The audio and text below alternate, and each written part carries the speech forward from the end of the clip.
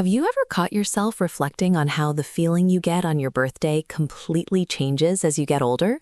When we were kids, the anticipation leading up to that single day felt almost unbearable, like time was moving in slow motion.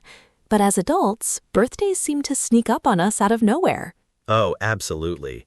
As a child, you count down the months, weeks, and days, completely consumed by the excitement of presents and cake. Nowadays, I wake up on my birthday and my first thought is, wait, how is it already that time of year again? Time definitely feels like it accelerates as we age. It really does feel like time just zipped past. When I was 8, a year felt like an absolute eternity. If someone said my birthday was 6 months away, it sounded like a lifetime. But now, 6 months fly by in a mere blink of an eye before I can even wrap my head around it. That phrase, time zipping past, is so accurate. In English, when we say time zips past or flies by, we mean that months pass far quicker than expected. Our perception of time shifts because childhood is full of brand new experiences, while adult routines make entire years feel like a fast-forwarded movie. That makes total sense. And speaking of how we perceive age, have you noticed how we treat certain birthdays with far more weight than others?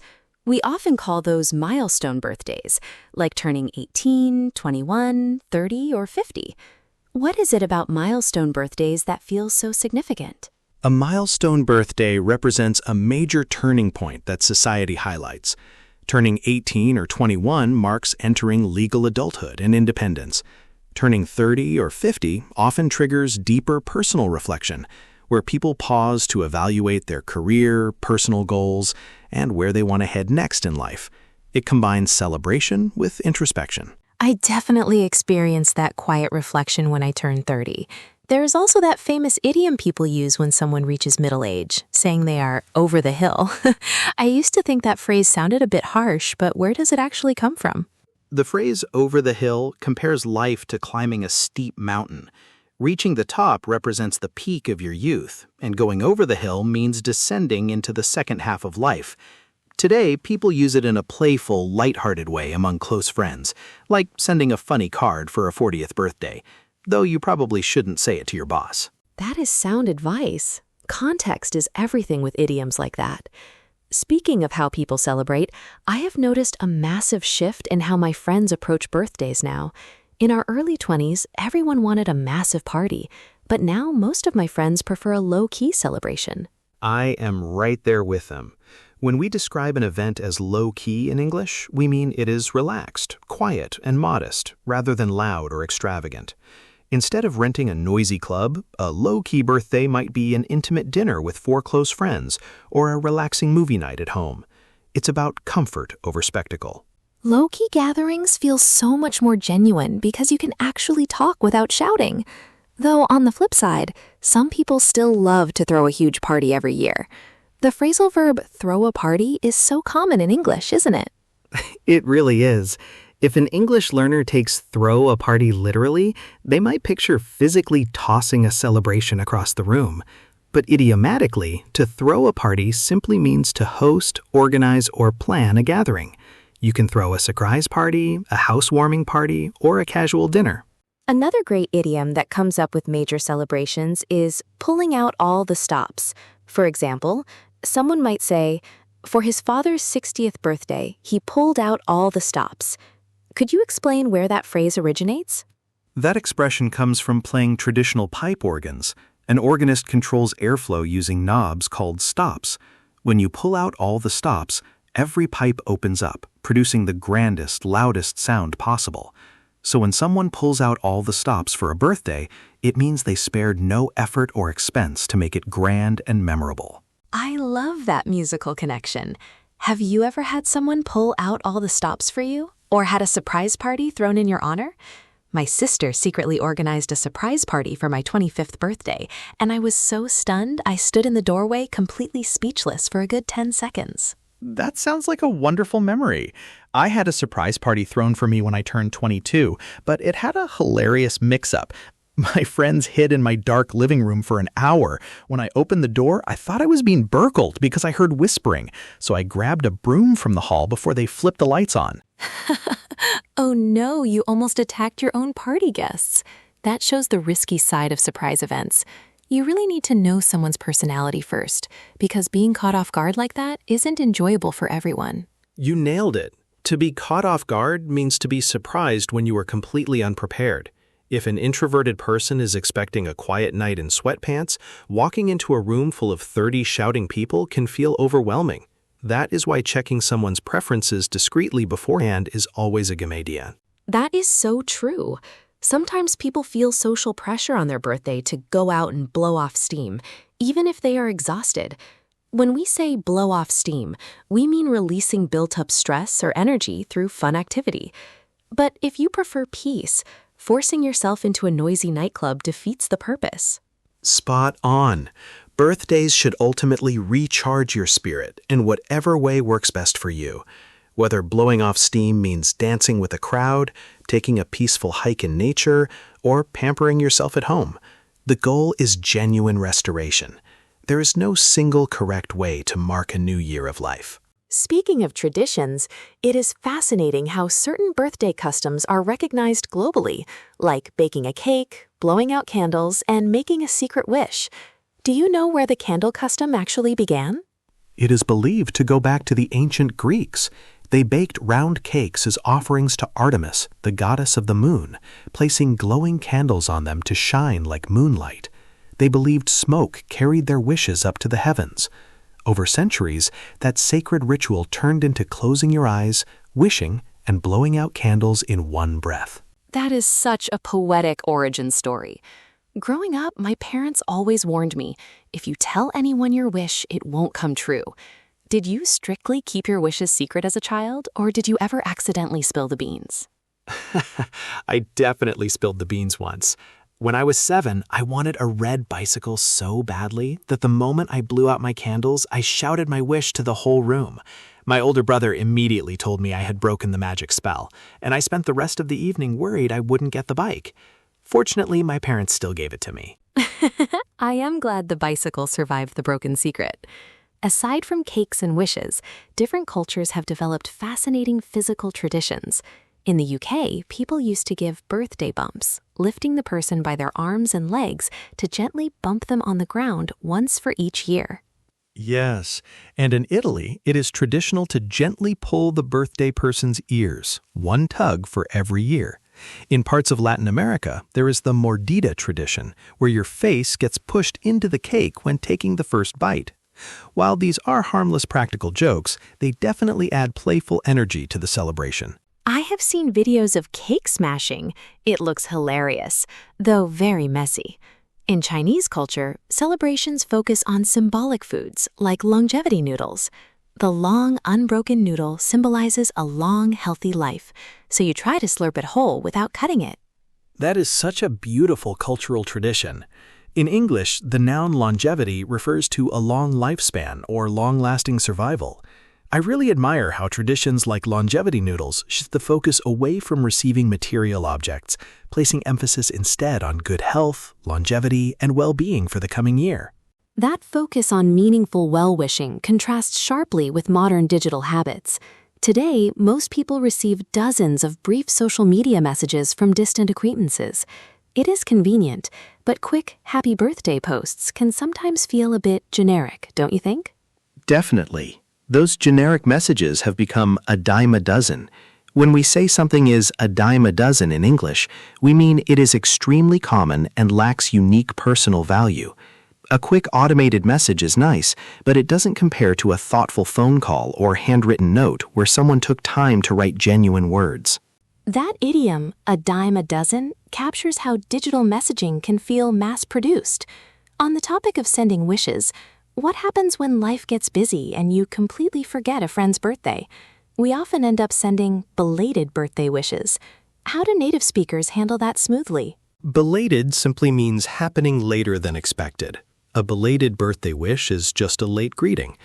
The best way to phrase it in English is to be honest and warm without making dramatic excuses. Saying, "I am so sorry this is belated, but I hope you had a fantastic birthday," acknowledges the delay with genuine warmth. That is such a smooth, gracious way to handle it. People are usually very forgiving because everyone lets a date slip through the cracks occasionally. Shift focus slightly. What about gift giving? Have you noticed how gift preferences change as people move from childhood to adulthood? Undoubtedly. Children want tangible objects, toys, games, gadgets, things they can hold immediately. But as adults, we usually buy our own everyday necessities. Because of that, there has been a huge cultural move toward gifting an experience rather than physical goods. Gifting an experience is brilliant.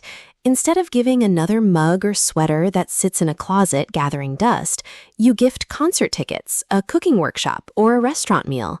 It creates a lasting memory rather than physical clutter. Precisely. The phrase gathering dust describes items sitting unused for months or years. Experiential gifts offer shared memories and fun stories that last forever. Plus, it saves the receiver from the awkward situation of figuring out what to do with an unwanted physical item. Which leads directly to a controversial topic, regifting. For our English learners, regifting means taking a present you received and giving it to someone else on their birthday. Have you ever regifted something, Jake? I will confess I have regifted a couple of unopened candle sets or gourmet tea boxes that I knew I wouldn't use. But regifting is risky. If you forget who gave you the item and accidentally regift it back to the original giver, you are in for an embarrassing situation. That would be the ultimate social faux pas. A faux pas, borrowed from French, means an embarrassing social blunder. To prevent that, anyone planning to regift needs to keep strict track of who gave what. What about gift cards?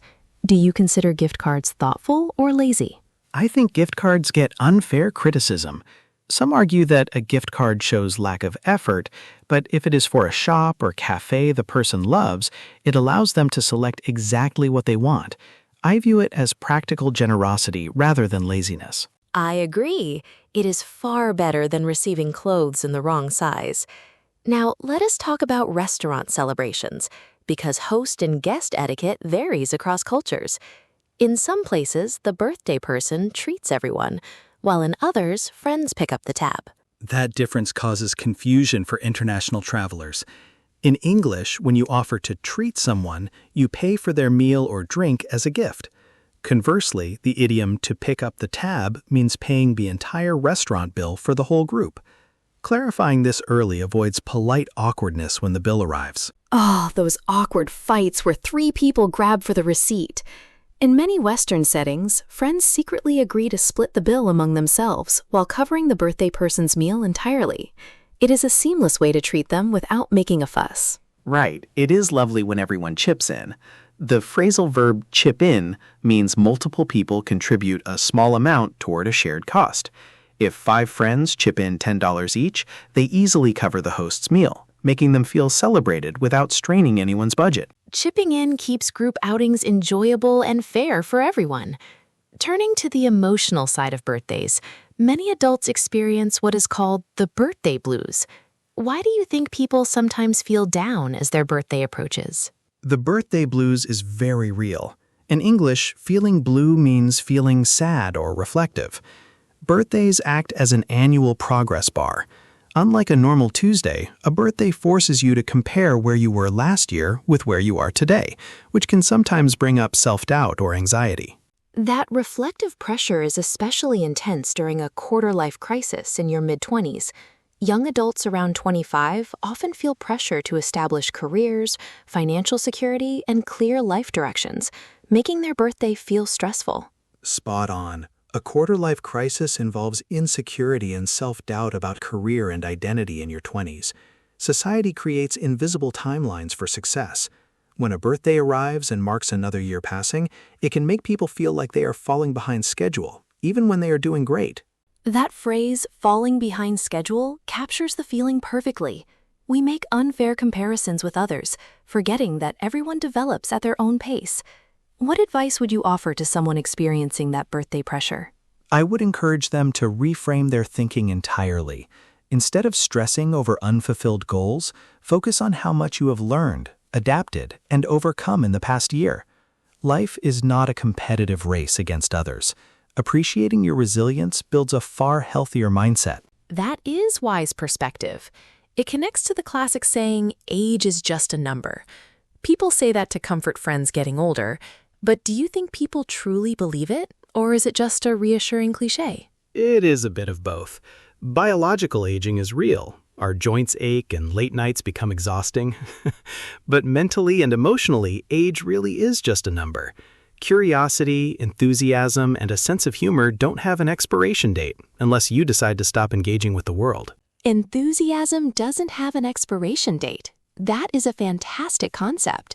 Staying curious keeps us young at heart. When we describe someone as young at heart, we mean they maintain a youthful, optimistic attitude regardless of age. Exactly. I know energetic 70-year-olds who travel and learn new languages, showing more zest for life than some 20-year-olds. Being young at heart means refusing to let your chronological age restrict your passion for living and exploring. That attitude helps us discover the silver lining in difficult years. For our listeners, the idiom silver lining comes from every cloud has a silver lining, meaning that even challenging situations contain positive lessons or strength. Finding the silver lining allows you to honor tough times without letting them overshadow your future. Even if the past year brought unexpected hurdles, reflecting on your birthday highlights the endurance and emotional maturity you gained along the way. It certainly does. As life moves forward, birthday celebrations naturally adapt when people start families. Parents often mention that once they have children, their own birthdays take a back seat to organizing magical events for their kids. That is a common shift. The expression taking a back seat means letting something become secondary in attention. Parents find immense joy in creating magical memories for their children, choosing themes, baking cakes, and seeing their kids' faces light up with excitement. I remember superhero-themed birthdays as a kid. My parents built an obstacle course in our yard, and my friends and I truly believed we were saving the world. Looking back, I realize how much effort and love went into planning that day. Parents truly pull out all the stops for those parties. Managing sugar-filled children and baking cupcakes late at night is a true labor of love. Those detailed childhood memories stay with us forever, shaping how we appreciate family celebrations as adults. Then, as adults reach senior years, the focus shifts again. For grandparents, birthdays become cherished opportunities centered around connection, family, and health, rather than big entertainment or expensive material gifts. So true. In later chapters of life, having family gather around a table to share stories and a meal is far more valuable than wrapped boxes. The emphasis centers entirely on gratitude for health, family bonds, and celebrating continued longevity together. Have you heard of the concept of a golden birthday? It is a fun custom where you celebrate the year you turn the exact age of the numerical day you were born, like turning 25 on the 25th of a month. Oh, that is a fun concept. Matching your age to the day of the month creates a neat personal milestone. If you were born on the 31st, you wait longer for your golden birthday, but it gives a great reason to plan a memorable celebration with friends. It certainly adds a touch of novelty to life.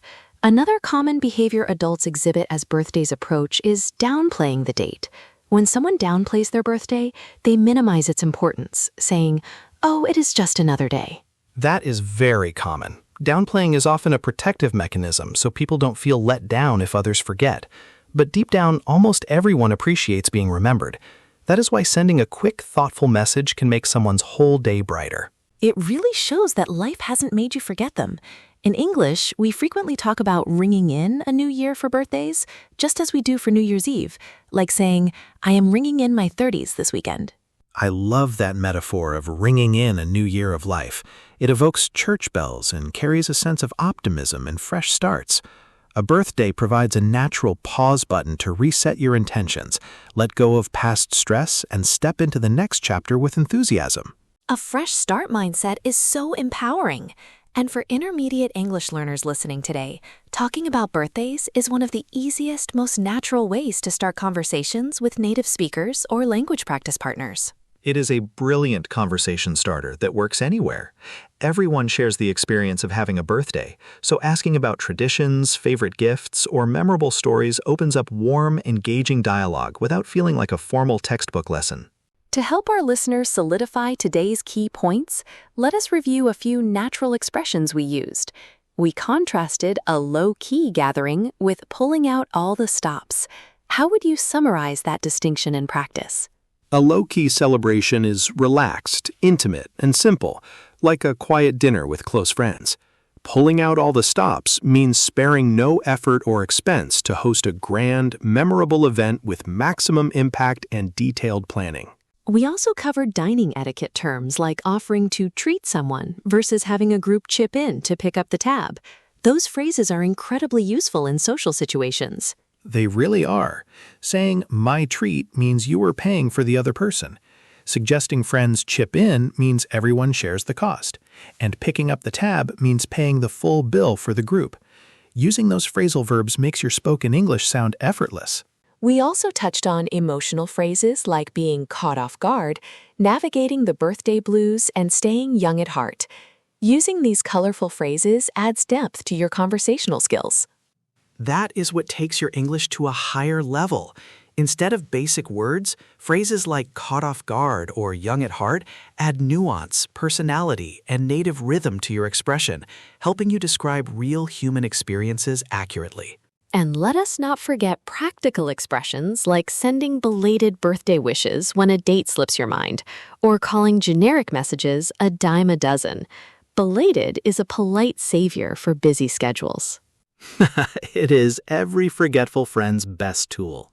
Expressing genuine warmth alongside a belated wish shows that your friendship matters more than strict calendar timing. As we move toward concluding today's discussion, looking back over your own past birthdays, what stands out as the most valuable lesson you have learned about celebrating life as time passes? The biggest takeaway for me is that birthdays are fundamentally about gratitude and connection, not material possessions. Taking time to appreciate being alive, honoring health, and connecting with people who care about you is what makes the day meaningful. That is such a resonant perspective. Birthdays serve as a quiet mirror, reflecting where we have been, honoring who we are today, and inspiring who we want to become in the future. Well said, Emma. And for every language learner listening, remember that mastering English is like growing older, a journey built on steady progress, small milestones, and celebrating every step along the way. Whether your own birthday is right around the corner or months away, we hope this conversation gives you expressive vocabulary and practical idioms to discuss your experiences with fluency.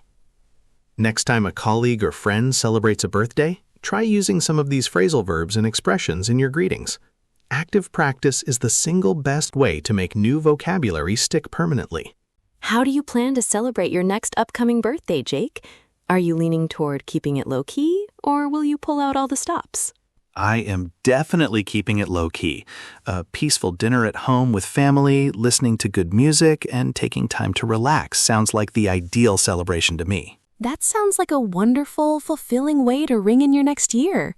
Thank you for sharing your stories, humor, and insightful explanations with us today, Jake. It was an absolute pleasure, Emma. I always enjoy diving into these fascinating everyday topics with you. And to our wonderful listeners around the world, thank you for tuning in today. Keep practicing, stay curious, value every milestone on your journey, and we will see you next time. Take care, everyone, and happy learning.